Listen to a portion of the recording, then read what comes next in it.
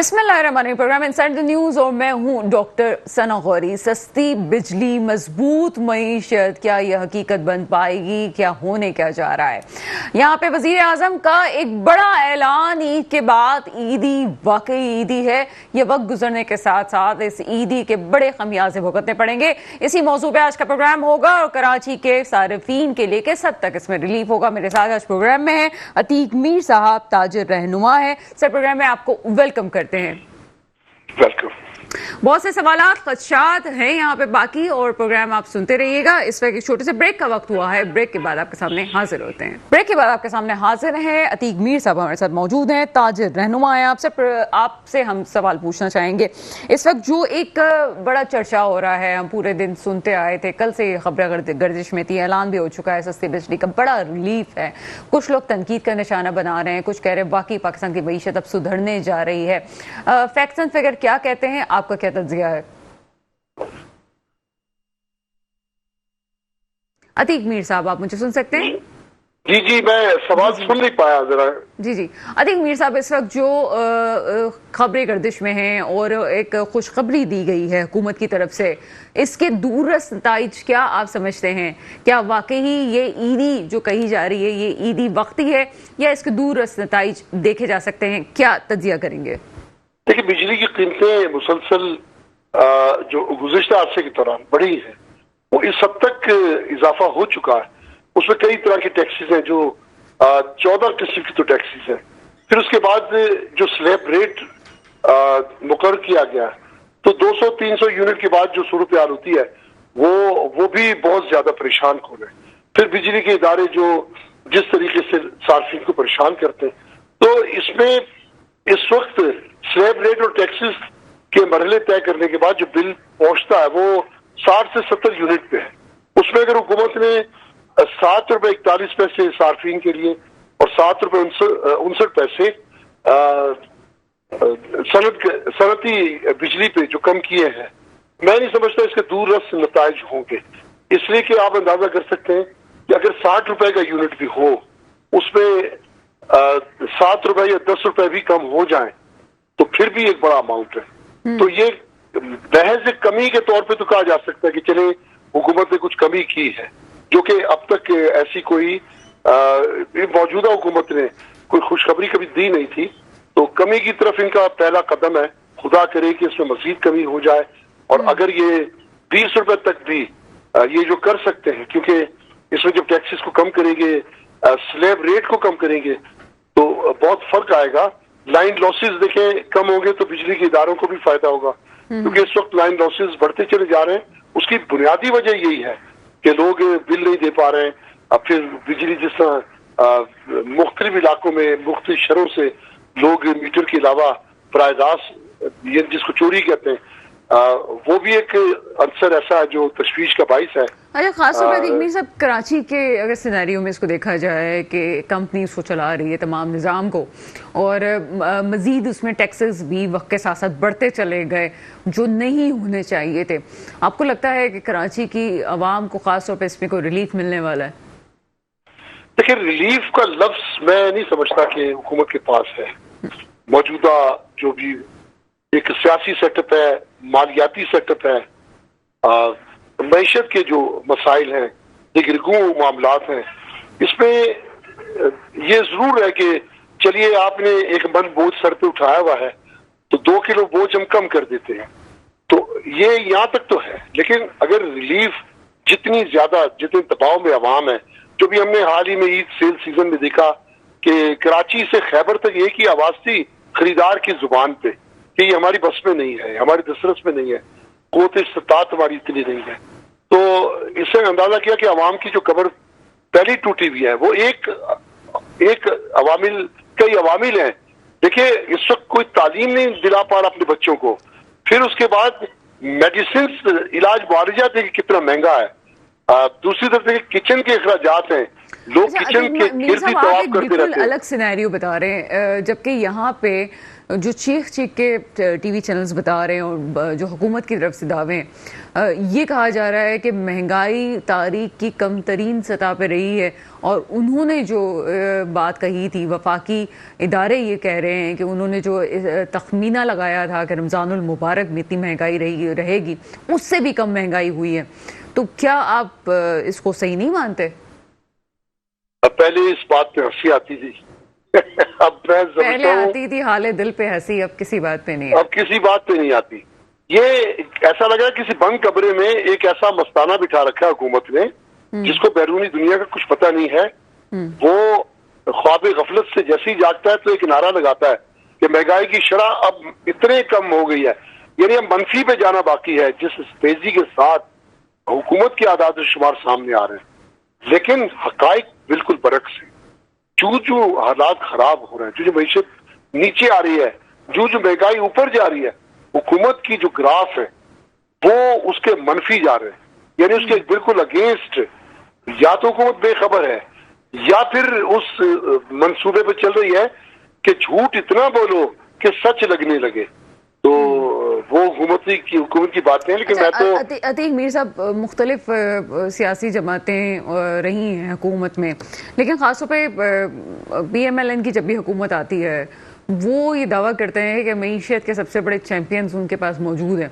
और इस वक्त अगर PMLN का अंदर का सिनेरियो हम देखें तो अगर इस दफ़ा उन्होंने परफॉर्मेंस नहीं दिखाई तो अगली दफ़ा तो बहुत कम चांसेस बचते हैं। ना सिर्फ ये वाली जमात बल्कि जितनी भी जमातें, उन तमाम जमातों के पास यही क्वेश्चन मार्क है कि आगे क्या होगा। आप समझते हैं कि वो परफॉर्मेंस दिखा रहे हैं बाकी इसलिए कि आगे ये हो जाए, या समझ रहे हैं कि ये अभी सिर्फ मशहूरी के लिए हो रहा है सब कुछ, जो कुछ है खोखली बातें? देखिए, परफॉर्मेंस तो एक बहुत दूर की बात है। आप मुजरिम कहला कर भी आप सारी सजाओं से पाक कर दिए जाएं, आपका मेरिट ना हो, आपको इख्तिदार मिल जाए, तो फिर आपको जरूरत क्या है कोई कारकर्दगी दिखाने की? ये तो जब है कि आपको खराब कारकर्दगी पे कभी कोई नुकसान उठाना पड़ा हो, ऐसा तो नहीं है। आपको कारकर्दगी की जरूरत ही नहीं है। कुछ जूते हैं, कुछ पाँव हैं, बस वो पकड़ने की जरूरत है, थामने की जरूरत है। ये सियासत है इस वक्त मुल्क में। माफ कीजिएगा, फिर वो बात आगे चलती है, वो आप चला नहीं पाओगे। मेरा कहना शायद ज्यादा दुरुस्त भी नहीं है। मेरे प्रोग्राम में सब कुछ कहने की इजाजत है। सियासी तौर पर देखिए, सियासी या जमहूरी तौर पर बिल्कुल ऐसे जैसे एक आदमी ने सर पे टोपी न रखी हो और कोई तारीफ करे कि माशाल्लाह कितनी खूबसूरत टोपी सर पे रखी है, जबकि उसका वजूद ही ना हो। इसी तरह जमहूरियत की बात करना, सियासी हुकूमत की बात करना, मेरिट की बात करना, ये ऐसा ही है जैसे एक चीज है ही नहीं और हम उसकी बात करें। तो बारकैफ जिस तरह के भी हालात हैं, इसमें मैं ये कहूंगा कि उन जिम्मेदारान को जो सबसे बालातर हैं, जो मुल्क की किस्मत का फैसला करते हैं, उन्हें हकाइक का इदराक करना चाहिए। उन्हें अवाम के मसाइल को, आपने कहा कि मैं कुछ कहूंगा तो मसला होगा, आप तो सब कुछ कह भी गए, मतलब आपने तो कह भी दिया जो आपको कहना था, बारीक बात जिसको कहा जाता है। एक और चीज़ इसमें सामने आ रही है, एक तरफ बिजली की कीमतें, दूसरी तरफ एक इक्तिसादी बॉम्ब जो अमेरिका की तरफ से गिराया गया है। और उसमें ख़ास तौर पर देखा जाए तो हम जो मशीनरीज बहुत इंपॉर्टेंट है जो हम यहाँ पे इम्पोर्ट कर रहे हैं, तो ये ओवरऑल कराची पे जो बड़ी इंडस्ट्रीज लगी हुई, आपको लगता है कि उन पर फ़र्क पड़ेगा? देखिए, जहां तक अमेरिका की बात है तो इस वक्त दुनिया में आप देखते हैं एक अस्करियत पसंदी कहीं नजर नहीं आती। अमेरिका ने भी इस बात को समझ लिया है कि अब अगली जो जंग है वो इक्तिसादी जंग है, वो मैशियत में एक दूसरे को जेर करना है। लेकिन मेरा ये ख्याल है कि इसमें एक नई जंग मुल्क में, जिससे आपको याद होगा कि गालिबन 1995 या 2005 की बात है, WTO आया था, एक आजाद तिजारती जंग में दुनिया गई थी। तो उसमें भी कुछ जो लोग तैयारी में थे, जैसे चाइना उस वक्त तैयारी में था, उसने पाकिस्तान की पूरी एक मार्केट को संभाल लिया था और पाकिस्तान में इंडस्ट्रियां बंद हो गई थी। तो यकीनन पाकिस्तान को जब दुनिया में इस तरह के सिनेरियो चेंज होंगे और इक्तिसादी जंग छिड़ेगी, मैशत में बहुत सारे लोग अपनी ताकत दिखाएंगे, जैसे अभी एक दूसरे के खिलाफ ड्यूटीज बढ़ा रहे हैं, कम कर रहे हैं, America, Europe, European union, China, Russia, ये सब एक दूसरे के सामने इन्होंने मुआशी मास खोल दिया है। तो पाकिस्तान जैसे जो ममालिक हैं वो तो पहले ही उनकी कोई तैयारी नहीं है। लेकिन हमारा उनकी तो ज्यादा हुकूमतों- सामान हम एक्सपोर्ट कर रहे हैं अमेरिका को, मंगवा हम बड़े लेवल पे सामान रहे हैं। तो इससे खासतौर पे मैं जानना चाहूंगी कि क्या कराची पे स्पेशली यहाँ के ताजरों पे, यहाँ की इंडस्ट्रीज पे बड़ा फर्क पड़ने वाला है, या आप समझते हैं कि ओवरऑल ये मसाइल हैं तमाम पूरे मुल्क की सतह पे हैं, खासतौर पे कराची में इंडस्ट्री को कोई फर्क नहीं पड़ने वाला? देखिए, पाकिस्तान की जो सनती और तिजारती हैसियत है, ये अपने तौर पर अगर चाहे कि इसको उस्तवार करना है, इसे दुरुस्त करना है, इसकी नोक पलट दुरुस्त करनी है, मिसाल के तौर पर अब एक बिजली है, ये तो आप फराम कर सकते हो। टैक्सेस में कुछ इंडस्ट्रीज को आप रिलीफ दे सकते हो, जैसा चाइना में है, वहां यकसा शरह हर इंडस्ट्री पे नहीं है। इसी तरीके से इंपोर्ट और एक्सपोर्ट की पॉलिसी बड़ी अहमियत रखती है। पाकिस्तान उन अशिया को तो कम से कम बैन कर सकता है जो मुकामी तौर पर तैयार होती हैं। ऐसी अशिया का दरामद करना ज़र मुबादला में कमी का सबब बनता है। तो ये जो एक ट्रेड लॉस है, इसको कम करने के भी ये तरीके हैं। बस सरे नौ पॉलिसीज को समझना है। मुश्किल ये है, देखिए मैं आपको एक बात बताऊं, हमारा सबसे बड़ा मसला वो सूदी कर्जे हैं, जिनके तहत IMF हमारी पॉलिसीज को अपनी मर्जी से बैंड लगाता है, अपनी मर्जी से उस पर नरमी करता है, अपनी मर्जी से उसकी शरह मुकर्रर करता है।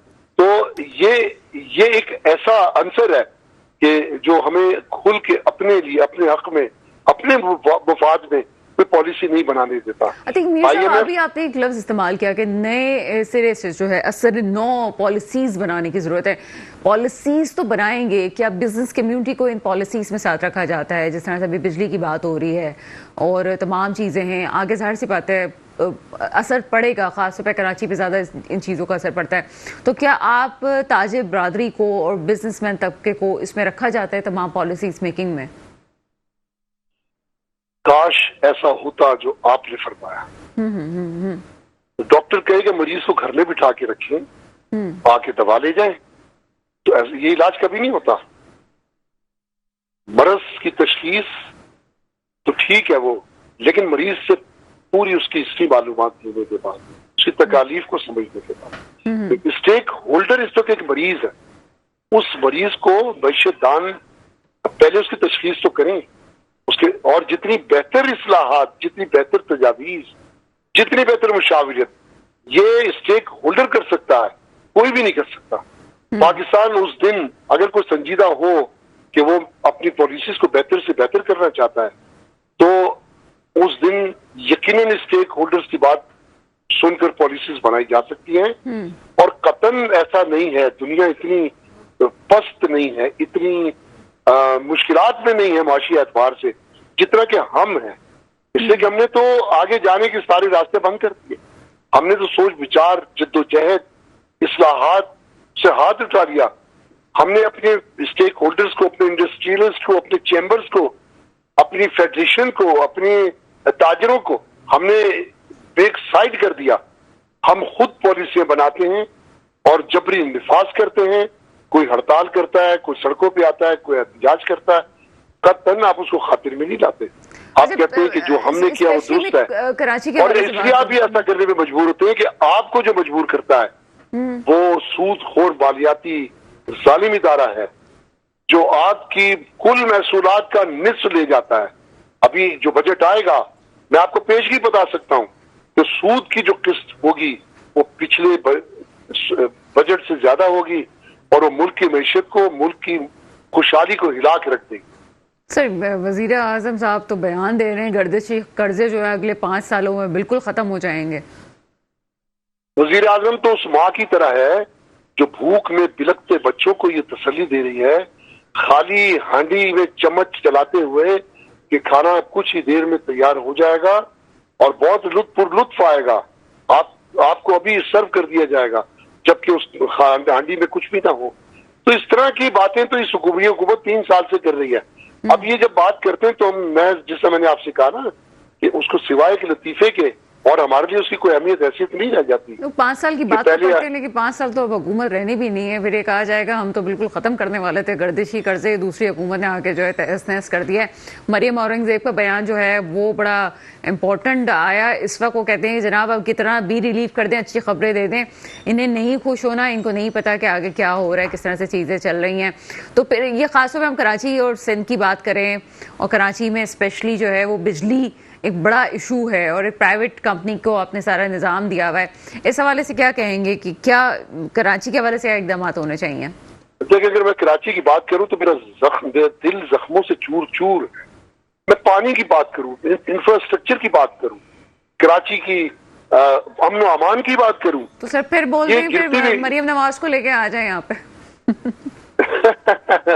मरियम नवाज को लाएं या ना लाएं, इसको यहां से ले जाएं जिसने कराची को बर्बाद कर दिया है, जिसने पूरे सिंध के अवाम को ऐसे दुख दिए हैं। सर ये एक और आपका एक्सक्लूसिव होने वाला है, ये जुमला तो फिर आपका एक एक्सक्लूसिव होने वाला है। अभी मेरे एक बयान के बाद आपने इतनी गैरत, इतनी शर्म और इतना गुस्से का इजहार किया जैसे आपको बहुत ज्यादा एहसास है। आपने तमाम ताजरों को एक ही दिन में जमा कर लिया, उससे कहा हमसे शिकायत करें, कहीं और ना जाएं, कमेटियां बनी और उसके बाद उसमें शिकायतें पूछी गई। अब कहाँ है वो कमेटियां, कहाँ गई वो विल, कहाँ गए वो इजलास? तो इस तरह की चीजें कि एकदम से झटके भी आते हैं और फिर बैठ जाते हैं, छाक की तरह बैठ जाते हैं। तो मैं ये समझता हूँ कि या तो इनके नसीब में नहीं है कि इनसे अल्लाह ने कोई अच्छा काम लेना है, या फिर इनकी विल नहीं है कि हमसे कोई अच्छा काम हो जाए। लेकिन वो जब कहते हैं यहाँ पे बिलावल भुट्टो जरदारी साहब के चुगली ना करें हमसे कहें आके, तो क्या वापस से कोई मीटिंग्स वगैरह हुई हैं? क्या कहें, किस तरह कहें? कह तो रहे हैं बेचारे। ये जो ताजरों की आपने मीटिंग बुलाई थी जिसमें बिलावल भुट्टो शरीक थे, वज़रा शरीक थे, उसमें सारी बातें हुई, उसके बाद कमेटियां बनी, उसके बाद क्या हुआ? Time fish. बिलावल को तो सिर्फ एक ही उसकी तमन्ना है, एक ही कोशिश है कि किस तरह वजारत मिल जाए कि जिस तरह वो बाप वजीर आजम था, बेटी वजीर आला हो गई है, कि एहसास पाने के लिए नस्ल दर नस्ल हुकूमतें बांटी जा रही हैं। बस हुकूमत चाहिए, कारकर्दगी की जरूरत नहीं है, क्योंकि मंजूर नजर है। अमेरिका को अच्छे लगे, इस्टेब्लिशमेंट को अच्छे लग जाए, बस तो फिर जरूरत क्या है कुछ करने की। बहुत शुक्रिया अतीक मीर साहब, आप हमारे साथ मौजूद थे, बड़ी बारीक बीनी से बारीक बातें कर गए। और प्रोग्राम को एक और दफा सुनने के लिए यूट्यूब चैनल पे हमारे जरूर विजिट कीजिएगा, मेट्रो वन न्यूज के यूट्यूब चैनल पे जाइए और वापस सुनिए गौर से कि अतीक मीर साहब ने क्या कहा है। मजीद गुफ्तगू और तस्वीर का दूसरा रुख भी हमारे सामने मौजूद है। एक छोटा सा ब्रेक है, ब्रेक के बाद आपके सामने हाजिर होते हैं। ब्रेक के बाद आपके सामने हाजिर है, मुझे इस वक्त ज्वाइन कर चुके हैं अर्शद वोरा साहब, MKM से आपका ताल्लुक है। ऐसे प्रोग्राम में आपको वेलकम करते हैं। अर्शद वोरा साहब, इस वक्त जो वजीर आजम साहब की तरफ से खुशखबरी दी गई है अवाम को, किस तरह समझते हैं? स्पेशली अगर मैं कराची के तनाजुर पे बात करूं कि बिजली की कीमतों में एक वाज़ेह फ़र्क, एक वाज़ेह कमी की गई है, कैसे ये मामले को देखते हैं? क्या ये खुशाइंद है या ये वक्ती तौर पे है? नहीं, मैं ये समझता हूँ खुशाइंद तो डेफिनेटली है। जहाँ भी आवाम को थोड़ा बहुत भी रिलीफ मिले तो अच्छी बात होती है, खुशाइंद डेफिनेटली है। लेकिन अभी जैसे क्लियर नहीं है कि जो है वो पिछले 3 महीने का जो है वो भी फिलहाल वो मिलेगा, फिर इसको अगले 3 महीने में जाके एडजस्ट होगा। लेकिन ओवरऑल देखा जाए तो ये कंटिन्यूएशन अगर रहती है और ये मजीद आगे किस तरीके से इन्होंने IPPs को, जिससे आपको पता है कि MKM की सबसे बड़ी डिमांड थी कि IPPs के साथ जो है आप अपने मुआहदे को रिव्यू करें।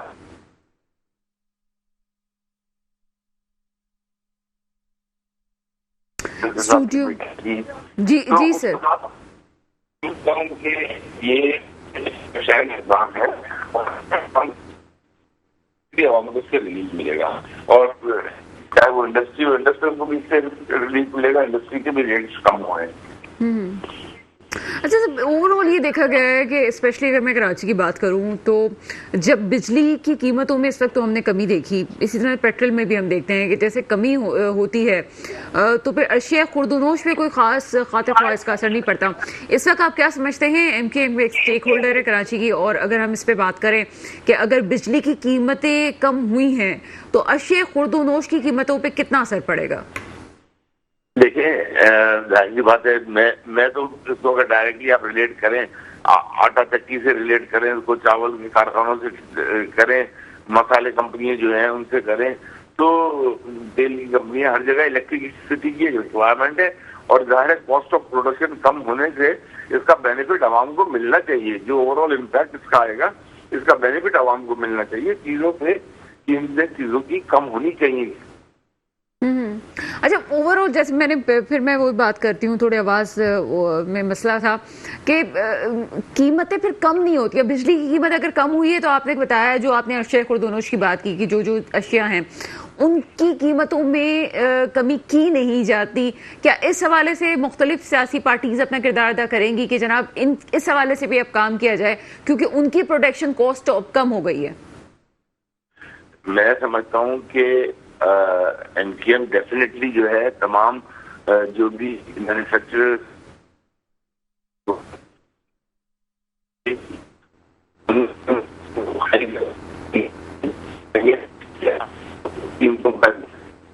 कॉस्ट ऑफ प्रोडक्शन अगर कम हुई है तो फिर आप जो है इसको पास ऑन करें आवाम पे, क्योंकि आवाम है जिस पता है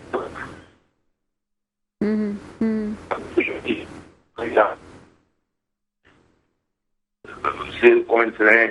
तो ये सारी चीजें इसीलिए हैं कि ठीक है महंगाई पे काबू पाया, लेकिन महंगाई जो है अभी भी इस आवाम के मतलब उस पहुंच से बाहर है। बहुत सारी चीजें उसको हमें कंट्रोल करना है, और उसके लिए जाहिर सी बात है electricity is one of the major role, फिर आपकी गैस है, उसके बाद इसी तरीके से जो है आपका इकोनॉमिकल जो डेवलपमेंट है वो उसको भी अगर स्मूथली इसी तरह चलती रहे तो इसका इम्पैक्ट जो है उसका फायदा आवाम को होना चाहिए। और आवाम को तभी रिलीफ मिलेगा जब पेट्रोल की कीमत को भी जो है इंटरनेशनल जो प्राइसेस हैं उससे रिलेट करके उसमें भी कमी आनी चाहिए।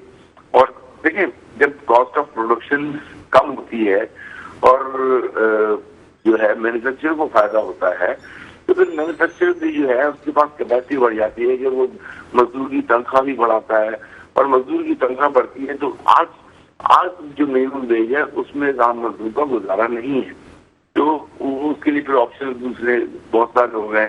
लेकिन मैं ऑप्शन की तरफ नहीं जाऊंगा, लेकिन इतना जरूर है कि जो है प्राइवेट सेक्टर में भी तनख्वाहों में इजाफा भी होना चाहिए साथ साथ, और चीजों की कीमतों में कमी होनी चाहिए। अच्छा, एक तो है कि बिजली की कीमतों में कमी आई। अगर बिजली में ही कमी है, जिस तरह हम कराची में देखते हैं इंडस्ट्री का पहिया जो है खास तौर पर एनर्जी क्राइसिस की वजह से रुकता है, तो इस हवाले से भी तो क्या आपकी तरफ से कोई सजेशन गई है एमकेएम की तरफ से कि कराची वालों को उस तरह से बिजली फराहम नहीं की जा रही, लोड शेडिंग की सूरत हाल है, कीमतें अपनी जगह कम हुई है लेकिन बिजली फराहम ही कम की जा रही है, क्या कहेंगे इस हवाले से?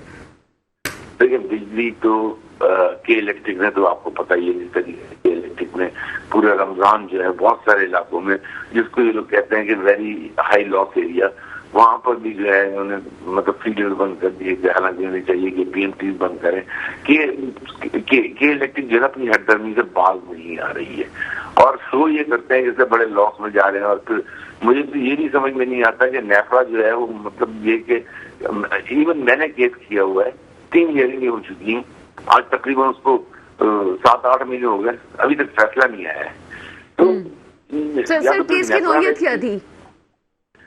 क्या आप जो लोड शेडिंग जो कर रहे हैं, आपको लोड शेडिंग जिन इलाकों में कर रहे हैं, अगर आप कहते हैं कि आपको पैसे वहां से वसूल कम होते हैं, तो आप जो एक गली में अगर 10 घर हैं, आपने वो फीडर 10 के बंद कर दिया, उस 10 में से 8 लोग पे कर रहे हैं, तो वो 8 लोग सफर कर रहे हैं। और फिर VHL में भी जब आपके मुनाफे इतने हैं तो फिर आपको चाहिए कि उनकी लोड शेडिंग आपकी 12-12 और 16-16 घंटे की बजाय आपको जो आप 7.5 घंटे का आपका कंज्यूमर सिस्टम मैनुअल कहता है, आपको उसको फॉलो करना चाहिए। लेकिन के इलेक्ट्रिक हटधर्मी पे उतरी हुई है, के इलेक्ट्रिक किसी तरीके से बात नहीं आ रही। अच्छा सर, स्पेशली फिर अगर आप कराची के बिल्स की बात करें तो उसमें टैक्सेस की भी भरमार है, जो कि कराची वालों को खुद समझ में नहीं आता कि वो टैक्स किस खाते में भर रही हैं, क्यों हो रहा है। सफाई से कचरा उठाने तक का भी टैक्स जो है उसमें डाल दिया। क्या इस हवाले से भी कोई गुफ्तगू की गई है? देखिए, ये तो फिर बात वही घूम फिर के आती है। अब इसमें सिंध गवर्नमेंट आ जाती है, ठीक है ना। कचरा उठाने का जो टैक्स है या एमईसीटी जो इन्होंने के इलेक्ट्रिक के साथ लिंक कर दिया, ये सारी चीजें आवाम पर एक्स्ट्रा बोझ है। पहले आप डिलीवर तो करें, आप डिलीवर कर नहीं रहे, चार्जेस पहले ले रहे हैं। आज कचरा कराची से उठता नहीं है, कचरा कराची से 15,000 tonne, 16,000 tonne, 18,000 tonne, whatever it is generating on the daily basis, ये उठना चाहिए कचरा, ये नहीं उठ रहा कचरा, ठीक है ना। बहुत सारा, मतलब अब हम कराची के इश्यूज पर डिस्कस करेंगे तो आई थिंक आपका प्रोग्राम जो है वो 10 दिन भी आप करें तो छोटा पड़ेगा, क्योंकि कराची तो आपको पता ही ऑलरेडी एक बहुत ही एक्सट्रीम एंड पे आ चुका है, जहाँ पे ये कि बर्बादी के एक्सट्रीम एंड पे आ चुका है।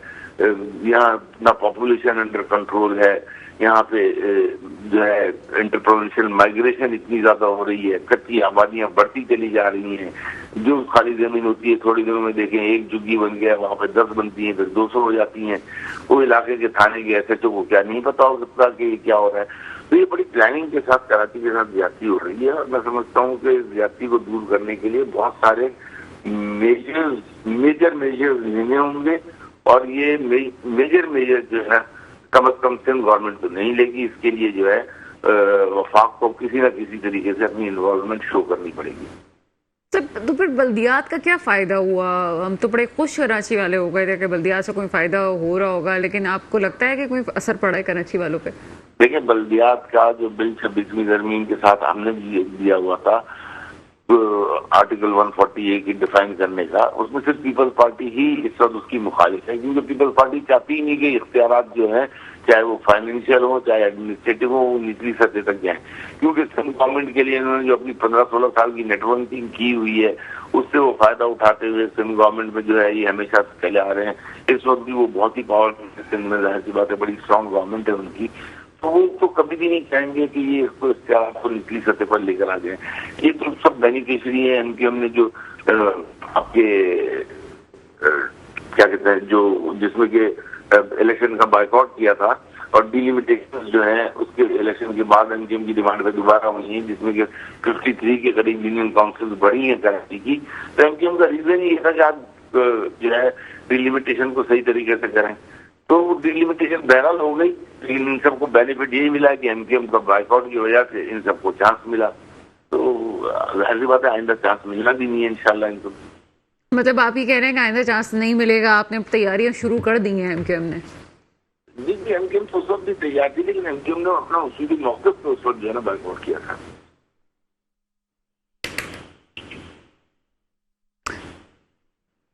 सर, आप मुझे सुन सकते हैं?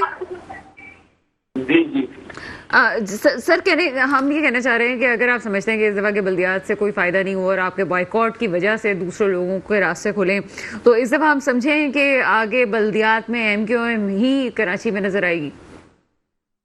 बिल्कुल, एमकेएम जो है जाहिर सी बात है कराची को ओन करती है। कराची के लोगों को पता है कि एमकेएम के अलावा और कोई सोल्यूशन नहीं है। जिस नई पार्टी को भी आजमा के देख लिया, पुरानी पार्टियों को भी देख लिया, सबको देख लिया है। सिर्फ और सिर्फ डिलीवरेंस का लेवल जो है वो एमकेएम की बल्दियाती दौर में आया है इस शहर में, और इसके अलावा कभी भी नहीं आया और ना आएगा, क्योंकि ओनरशिप नहीं है किसी के पास। एमकेएम के पास ओनरशिप है, एमकेएम ओन करती है इस शहर को।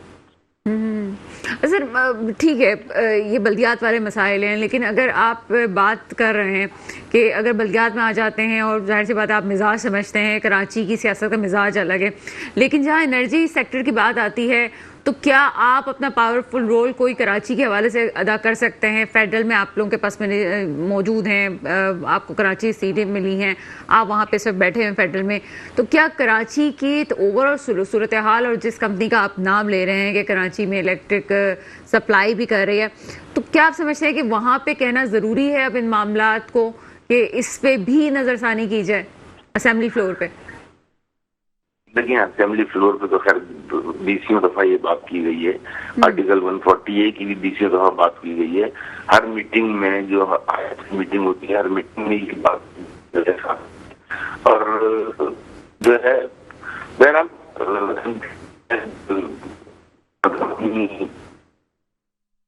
ये आर्टिकल 140A डिफाइन हो गया है, फंड जो मिल रहे हैं उसके हमने जो है बड़ी सख्ती से उस पर अमल करना है और अपने अपने इलाकों में जो डेवलपमेंट करनी है थोड़ा बहुत बाकी तौर पर रिलीफ मिलेगा। चलिए बहुत शुक्रिया अरशद वोरा साहब, आप अपने कीमती वक्त में से वक्त निकाल के हमारे साथ आए। आर्टिकल 140A की जब बात की जाती है तो अक्सर इल्ज़ाम ये भी लगाया जाता है कि इस वक्त आर्टिकल 140A के तमाम अख्तियारात को देने वाली ही MKM थी। इसमें कितनी हकीकत है, कितना फसाना, यकीनन किसी और प्रोग्राम में ज़रूर इसको डिस्कस करेंगे कि मसाइल क्या हैं।